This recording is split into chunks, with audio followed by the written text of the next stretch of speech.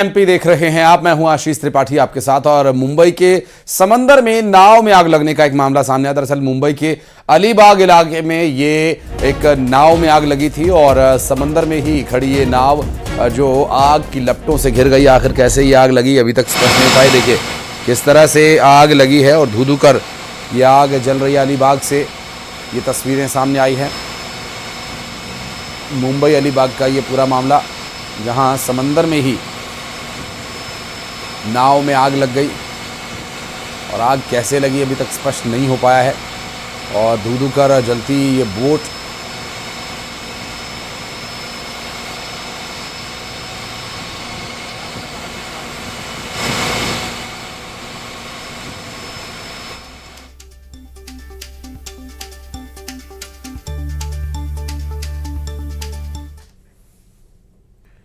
और इंदौर से खबर, जहां ईओडब्ल्यू की छापेमारी से जुड़ी सबसे बड़ी खबर। करोड़ों का मालिक निकला नगर निगम का निलंबित एआरओ। ईओडब्ल्यू के छापे में करोड़ों की काली कमाई का खुलासा हुआ। राजेश परमार के घर से संपत्ति के दस्तावेज, लॉकर, करोड़ों के मूल्य की संपत्ति बताई जा रही है और बैंक खाते और अन्य दस्तावेजों की भी जांच जारी है। लॉकर की भी टीम द्वारा जांच की जा रही है। फिलहाल मिल रही जानकारी के अनुसार ईओडब्ल्यू के छापेमारी से जुड़ी ये सबसे बड़ी खबर है। करोड़ों का मालिक निकला है नगर निगम का एआरओ। ईओडब्ल्यू के छापे में करोड़ों की काली कमाई का हुआ खुलासा। राजेश परमार के घर मिले हैं संपत्ति के दस्तावेज और लॉकर जो करोड़ों के मूल्य के बताए जा रहे हैं। संपत्ति और बैंक खाते और अन्य दस्तावेजों की भी जांच हो रही है। लॉकर की भी टीम द्वारा जांच की जा रही है और यहां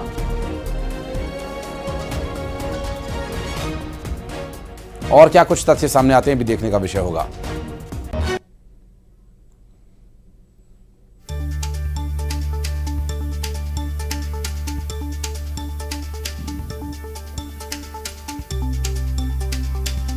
संपत्ति के दस्तावेज ऑफिसर हैं राजेश परमार। आय से अधिक संपत्ति की सूचना पर शिकायत पर इन पर कार्रवाई हुई है और अभी कार्रवाई जारी है। यह उनका निवास स्थान है। इसके अलावा एक और स्थान पर इनकी कार्रवाई चल रही है, शीजी वैली पर, जो कि बिचौली मर्दाना में है। तो देखिए अब टीम ने बाहर आकर के मीडिया के सामने जानकारी दी है और टीम के द्वारा जो जानकारी दी गई है उसके आधार पर आप अंदाज़ा लगा सकते हैं कि ऐसे न जाने और कितने ही काले कुबेर मध्य प्रदेश में छिपे हुए हैं जिन्हें धीरे धीरे कर बाहर निकाला जा रहा है। मिथिलेश हमारे सहयोगी इस वक्त हमारे साथ जुड़ गए। मिथिलेश, लगा था कि सौरभ शर्मा अपने आप में एक्सेप्शन है, पर यहां तो एक और सौरभ शर्मा निकल आया जो राजेश नाम का बताया जा रहा है। ये भी काली कमाई का धन कुबेर निकल रहा है। अभी हालांकि जांच जारी है। बिल्कुल सही कहा आपने कि जांच जारी है, लेकिन करोड़ों रुपए के संपत्ति के दस्तावेज मिल चुके हैं और ये एआरओ जो है राजेश परमार पहले ही सस्पेंड है। यानी पहले ही जो नगर निगम कमिश्नर है उन्होंने अनियमितता देखते हुए सस्पेंड कर दिया था और आज ईओडब्ल्यू की टीम ने 2 ठिकानों पर एक साथ दबिश दी है। कई सारे संपत्ति को लेकर जो दस्तावेज हैं वो मिल चुके हैं। रिकॉर्ड निकाले जा रहे, खंगाले जा रहे हैं, अकाउंट्स की जाँच की जा रही है और लेकिन जो पूरा रिकॉर्ड है अब तक का करोड़ों रुपये का सामने आ चुका है। हालांकि इंतजार है कुछ देर और का, लगभग 3 से 4 घंटे के बाद सब कुछ स्पष्ट हो जाएगा कि कितने करोड़ रुपए की संपत्ति मिली, किन किन लॉकर में कितने पैसे रखे थे, प्रॉपर्टी में कहां पर निवेश किया गया और जब अब तक की जो नौकरी है उससे कुल कितनी आय होनी थी और उसके ऊपर कितनी भ्रष्टाचार से कमाई हुई संपत्ति है। पूरा एक रिकॉर्ड सामने आ जाएगा। तो कहीं ना कहीं नगर निगम के को लेकर एक हमेशा सवाल खड़े होते हैं कि सबसे ज़्यादा जो भ्रष्टाचार है वो आरटीओ विभाग और नगर निगम, इन्हीं 2 विभाग में देखने को मिलते हैं। अब राजेश परमार है, राजेश परमार को लेकर सवाल पहले ही खड़े हुए थे। जांच शुरू हुई, नगर निगम कमिश्नर ने पहली कार्रवाई की लेकिन शिकायतें मिल रही थी। अब ईओडब्ल्यू ने एक बड़ी कार्रवाई की है, 2 ठिकानों में एक साथ दबिश दी, करोड़ रुपए की संपत्ति के दस्तावेज मिल चुके हैं और अभी भी रेड जारी है। अभी भी कई सारे लॉकर्स जो है वो खंगाले जा रहे हैं, घरों के जो पेपर्स हैं वो खंगाले जा रहे हैं, रिश्तेदार के जो कॉन्टेक्ट मिले, हर एक चीज को देखा जा रहा है। आने वाले समय में ईओडब्ल्यू इसमें बड़ी खुलासे करने की बात कर रही है कि मिथिलेश आप नजर बनाए रखिएगा, आगे डिटेल्स लेने के लिए फिर लौटेंगे, लेकिन आप रहिएगा हमारे साथ, कुछ और खबरों पर डिटेल्स आपसे लेनी है। फिलहाल बढ़ते हैं आगे और भोपाल से एक बड़ी जानकारी मिल रही है, जहां भोपाल गैस त्रासदी का कचरा जलाने का काम पीथापुर में किया जा रहा है और यहां कचरा पहले चरण में जो जलाया जाएगा वो करीब 10 टन कचरा होगा और यूनियन कार्बाइड का ये कचरा जो भारी पुलिस बल की मौजूदगी में जलाया जा रहा है। हाईकोर्ट में बोर्ड की रिपोर्ट पेश की जाएगी।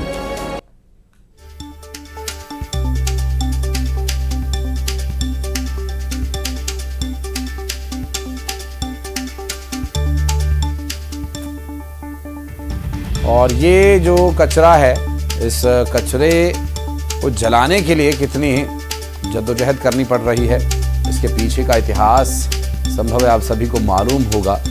भोपाल में हुई गैस त्रासदी की जो फैक्ट्री थी, उस फैक्ट्री का ये कचरा है और पीथमपुर में इसे विस्तारित किए जाने के लिए, जलाने के लिए ले जाया गया है। और यहाँ से अब देखना ये होगा कि जो 10 टन कचरा पहले चरण में जलाया जाएगा, उसके बाद क्या कुछ कॉन्सिक्वेंसेस रहते हैं। और मिथिलेश हमारे सहयोगी इस वक्त हमारे साथ जुड़े हुए हैं। जी मिथिलेश, उस वक्त में जो गांव के लोग हैं उग्र हो गए थे, हिंसक हो गए थे, आज फिलहाल क्या स्थिति? देखिए, आज स्थिति बहुत ही बेहतर है और जो सेंट्रल पोल्यूशन कंट्रोल बोर्ड ने जो एसओपी बनाया है उसी के तहत काम शुरू होने जा रहा है, ऑलमोस्ट शुरू हो गया है। और मैं तो सबसे पहले पीथमपुर की जनता को बहुत धन्यवाद देना चाहूँगा कि जिस तरह से हम लोगों ने 1-1.5 माह में संवाद स्थापित किया और गाँव जाकर जो वैज्ञानिक तथ्य थे, वैज्ञानिक पहलू थे, उनको बताया गया, हमारे एक्सपर्टीज बताए, उससे एक विश्वास की भावना जगी, एक भरोसा जगा है, जिस कारण से जनता का सहयोग हमको काफ़ी मिला है। बावजूद इसके कॉन्फिडेंस बिल्डिंग मेजर के तहत हम लोगों ने जनता का भरोसा बढ़ाने के लिए, ताकि कोई भ्रम न फैले, कोई अफवाह न फैले, इसको लेकर के हमने पुख्ता सुरक्षा व्यवस्था का इंतजाम यहाँ पे किया है। हमने 4 कंपनी मांगी थी, गवर्नमेंट ने 4 कंपनी दी है।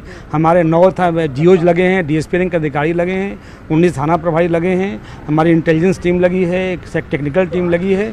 तो चप्पे पे हमने एक व्यवस्था लगाई है और व्यवस्था मैंने इसलिए लगाई है कि लोगों का विश्वास बढ़े कि जो हो रहा है सही हो रहा है और आपके बताए अनुसार हो रहा है और आप लोगों ने सहयोग किया है, इसलिए आपका भरोसा बढ़ा रहा है। कहीं कोई दिक्कत नहीं है और एक अच्छे माहौल में इस काम को शुरुआत किया गया है और मुझे लगता है कि अच्छी तरह संपन्न होगा। तो सर, अभी आप भी अंदर से बाहर आ रहे हैं सर, क्या कचरा जो जलाने के प्रोसेस जो शुरू हो चुकी है, क्या कचरा जलना शुरू हो चुका है? बिल्कुल, कचरा जलाने का प्रोसेस ऑलमोस्ट अंतिम दौर पे है। अब बहुत ही जल्दी ये काम शुरू हो जाएगा। इसकी पैकेजिंग होती है, इसके पैरामीटर्स तय होते हैं, ऑलमोस्ट सब कुछ कंप्लीटेड है और बहुत जल्दी ये शुरू हो जाएगा। लगभग 1 से 1.5 घंटे का वक्त? ऑफ कोर्स इतना समय लगेगा, उसके बाद काम शुरू होगा। लगभग सर आज कितने थानों का फोर्स होगा यहाँ पर? हमारे पास 19 थाने का फोर्स है, 9 डीएसपीज हैं, 4 एसएफ की कंपनी मुझे अलॉट हुई वो लगी हुई है।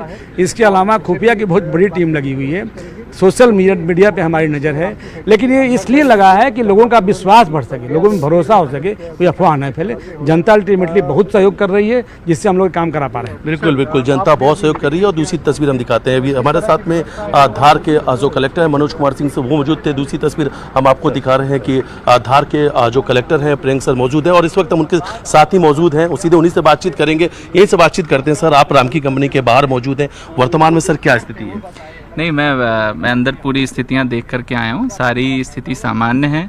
एसओपी जो माननीय उच्च न्यायालय के निर्देशों के तहत प्रदूषण कंट्रोल बोर्ड ने जो पूरा एसओपी बनाया था, उसी एसओपी के तहत पूरी कार्रवाई अंदर की जा रही है। बिल्कुल, अब बातचीत जारी रखिएगा, आगे फिर लौटेंगे आपके पास। मिथिलेश, बहुत शुक्रिया फिलहाल आपका इस पूरे मामले पर जानकारी देने के लिए। और पीथमपुर का कचरा जल रहा है और भी बहुत कुछ जल रहा है। आइए दिखाते हैं आपको। कांग्रेस प्रदेश अध्यक्ष जीतू पटवारी ने सरकार पर निशाना साधा, उन्होंने क्या कहा।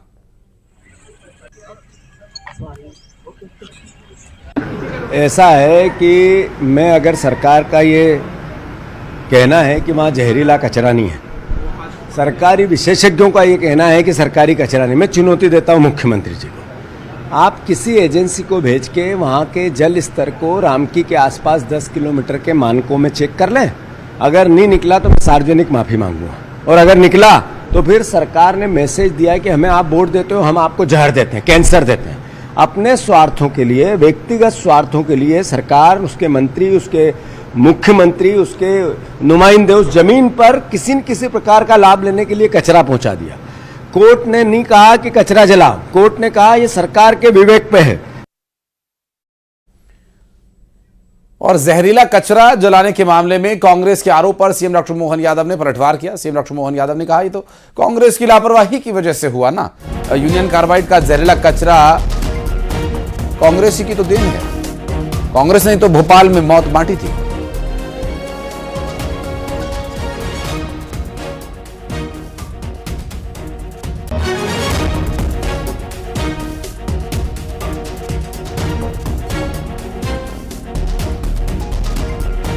डिसाइड किया है और ये उन कांग्रेस का ही कचरा था।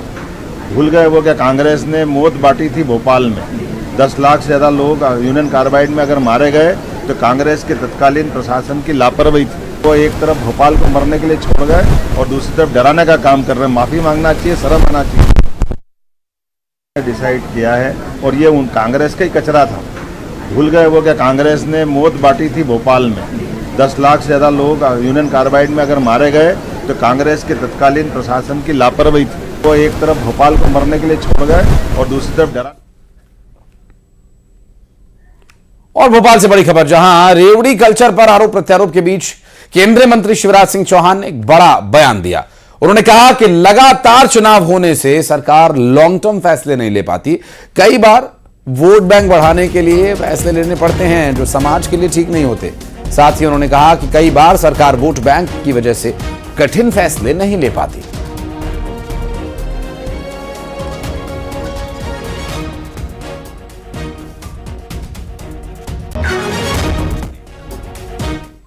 प्लानिंग सरकारें नहीं करती।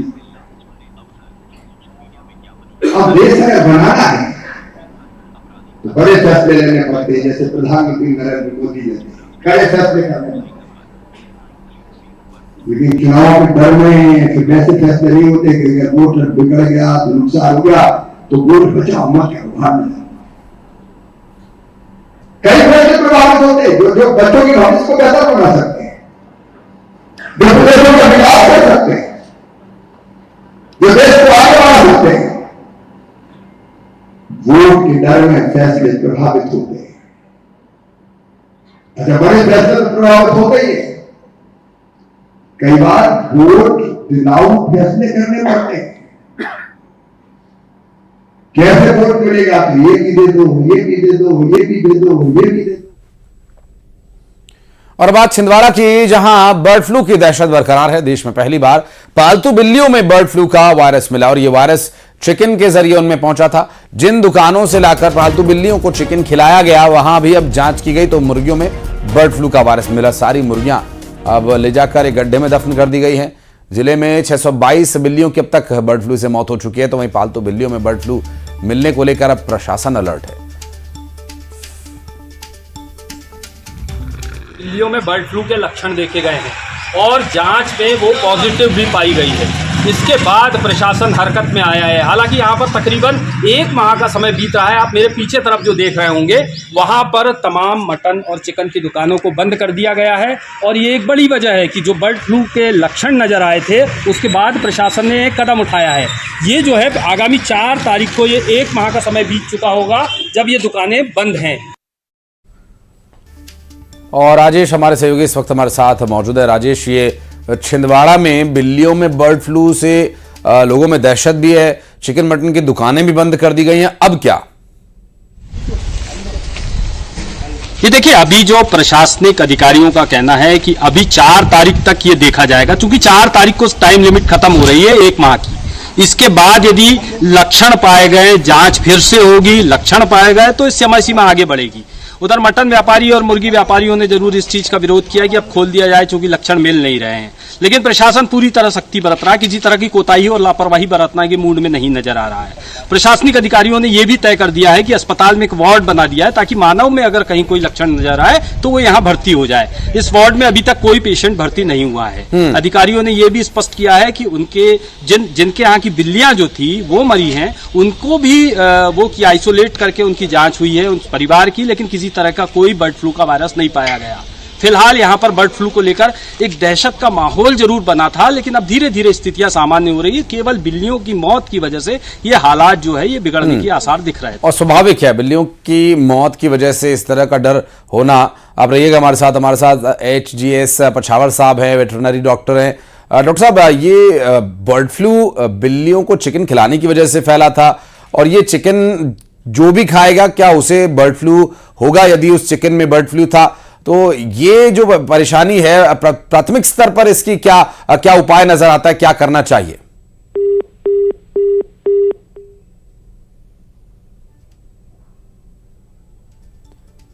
पछावर साहब, आवाज मिल रही है? और लगता है आवाज नहीं पहुंच पा रही, किसी वजह से संपर्क संभव है टूट गया है। हमारे साथ हमारे सहयोगी राजेश करमेले लगातार जुड़े हुए हैं, उनसे भी बात हम कर रहे हैं। राजेश, अभी चूंकि पहली जो प्रथम दृष्टया जब ये पूरी घटना सामने आई थी, तुरंत सैंपलिंग और जांच हुई तो ये बात स्पष्ट हो गई, लेकिन जो आदेश दिए गए हैं, आप कह रहे हैं कि स्थिति अब नियंत्रण में है, लेकिन जो एक महीने चिकन मटन की दुकानें बंद रहेंगी उनका क्या? बिल्कुल, देखिए उन्होंने 1 महीने की जैसी घोषणा हुई थी, तकरीबन 15 दिन बाद उन व्यापारियों ने, उन दुकानदारों ने विरोध दर्ज किया था, ज्ञापन सौंपा था कि इसे खोल दिया जाए। चूंकि 2 से 3 चिकन जो दुकानें हैं वहां के जो सैंपल पाए गए थे मुर्गियों के और चिकन के, वो पॉजिटिव थे, शेष दुकानों के सैंपल नहीं निकले थे। लेकिन प्रशासन ने एहतियात के तौर पर तकरीबन 1 किलोमीटर के दायरे में इन दुकानों को बंद कर दिया। ठीक है, बहुत शुक्रिया आपका इस पूरे मामले पर जानकारी देने के लिए। आप नजर बनाए रखें राजेश, आगे डिटेल लेने के लिए फिर लौटेंगे आपके पास। और मैहर से बड़ी खबर, न्यूज़ 18 की खबर का बड़ा असर हुआ। महिला के परिजनों से एम्बुलेंस साफ करवाने के मामले में न्यूज़ 18 ने प्रमुखता से यह खबर दिखाई थी और स्वास्थ्य विभाग ने कार्रवाई करते हुए एम्बुलेंस चालक और उसके अटेंडर को नौकरी से हटा दिया। आपको बता दें कि गर्भवती महिला का अस्पताल ले जाने के दौरान एम्बुलेंस में ही प्रसव हो गया था, जिसकी वजह से वहां जो एम्बुलेंस गंदी हुई, उस एम्बुलेंस को साफ करवाया गया परिजनों से ही। अब इसके बाद एम्बुलेंस ड्राइवर ने महिला के परिजनों से जब एम्बुलेंस साफ करवाई तो इसका वीडियो भी सामने आया और इस खबर को न्यूज़ 18 ने प्रमुखता से दिखाया था। हालांकि एम्बुलेंस चालक ने एम्बुलेंस क्यों साफ करवाई, एम्बुलेंस की साफ सफाई की जिम्मेदारी किसकी है, उस पर भी कार्यवाही की आवश्यकता यहां पर महसूस होती है, क्योंकि जिस तरह से ड्राइवर ने एम्बुलेंस को साफ करवाया, क्या उसका वो इरादतन इस तरह करने का इरादा था या फिर उसे इस तरह से करने के लिए कहा गया था, ये बात भी देखने का विषय होगी। और न्यूज़ 18 ने इस खबर को प्रमुखता से दिखाया और ये बताया कि अब किसी और मरीज के परिवार वालों से, पीड़ितों से एम्बुलेंस साफ मत करवाना। वीडियो को तत्काल में संज्ञान लेकर के जो हमारे जिले में 108 एम्बुलेंस को देखने हेतु सुपरवाइजर नियुक्त है, उसने तत्काल संबंधित ड्राइवर और EMT जो 108 में ड्यूटी पर थे उन्हें सेवा से पृथक करने के लिए लेटर जारी कर दिया है। और जो 108 एम्बुलेंस हैं वो स्टेट लेवल में इसका अनुबंध है और हमने स्टेट को ही पत्र लिखा है कि स्टेट लेवल से जो वेंडर के जो मालिक हैं उनको वहाँ से भी स्तर, उस अपने स्तर से भी उनको नोटिस जारी किया जाए कि भविष्य में ऐसी घटनाएं न। राजधानी भोपाल में बाणगंगा इलाके के लोग पिछले 3-4 महीने से अनजाने साए से दहशत में हैं। लोगों का कहना है कि पिछले काफी दिनों से कोई अनजान शख्स खाली पड़ी बिल्डिंग में छिपकर बच्चियों और महिलाओं को अपना निशाना बना रहा है, जिससे लोगों में दहशत का माहौल है। आलम यह है कि महिलाएं शाम के बाद अब घर से बाहर भी नहीं निकल रही। स्थानीय लोगों ने मामले की शिकायत स्थानीय विधायक पार्षद और TT नगर थाना पुलिस से की है। अब निशाना किस तरह से बनाया जा रहा है यह भी स्पष्ट नहीं है। भोपाल में बाणगंगा थाना क्षेत्र के इलाके के कुछ लोग पिछले 4 महीने से एक अनजानी दहशत के साए में रहने को मजबूर हैं। खासतौर से उस इलाके की महिलाएं और छोटे बच्चे, जिन पर एक अनजाना शख्स या कह सकते हैं भूत, उन लोगों के अनुसार रात के अंधेरे में आता है, छेड़खानी करता है। ये खाली क्वार्टर पड़े हुए हैं, इनमें खींच के ले जाने की कोशिश करता है, जिसको लेके स्थानीय लोग काफ़ी पिछले 3-4 महीने से दहशत में हैं और उन्होंने स्थानीय पार्षद और स्थानीय विधायक TT नगर थाना क्षेत्र में भी आवेदन दिया है कि जितनी जल्दी हो इस अनजाने डर से उनको मुक्ति दिलाई जाए। कुछ लोग भी हमारे साथ यहाँ मौजूद हैं जो लगातार इस डर के साए में रह रहे हैं। उनसे जान लेते हैं कि आखिर क्या मामला है। सर, क्या मामला है पिछले 3-4 महीने से जो आपने आवेदन दिए हैं, कौन दिख रहा है, क्या है पूरा घटना? देखिए, क्या है कि 3-4 महीने से कोई पुरुष है, जेंट्स है, वो नग्न रहता है, उसके शरीर में कोई कपड़े नहीं रहते हैं और वो मुंह में मास्क पहना हुआ रहता है, एकदम डरावना सा है, काला सा है। इस बिल्डिंग के ऊपर, ये बिल्डिंग थोड़ा खंडर है, इसमें कोई रहते नहीं है। सरकार ने इसको नोटिस भी दे दिया है, लोग खाली करके चले गए, कोई उसमें रहता नहीं है, खंडर पड़ी हुई है। और नीचे आप देख रही हैं ब्लॉक है, जो आप थोड़ा सा इधर घुमाइए, वो ब्लॉक के नीचे सामने वो खड़ा रहता है। जैसी कोई महिला अकेली यहाँ से जाती है तो उसको वो जाके छेड़ता है, पूरा शरीर में कोई कपड़े नहीं रहते हैं, उसके पास जाना, उसको हाथ पकड़ के खींच के लेके जाना। अभी तक पिछले 3-4 महीनों में कितनी घटनाएं हो चुकी हैं? असल में क्या है भाई साहब, जैसे अभी नौमी चल रही थी, 9 देवी चल रही थी, मंदिर में लोगों का आना जाना है, रात में भी आरती होती है, आरती में भी महिलाएं, बच्चियां सब आती जाती हैं। वो यहाँ खड़ा रहता है और जैसे ही कोई सुनसान माहौल हो जाता है, जैसे 9 बजे के बाद क्या महिलाएं जा रही हैं, तो जो जा रही हैं मंदिर में वो जा रही हैं, लेकिन कोई लेट हो गई। और खबरें आगे भी जारी है, वक्त एक छोटे से ब्रेक का है, जल्द लौटते हैं।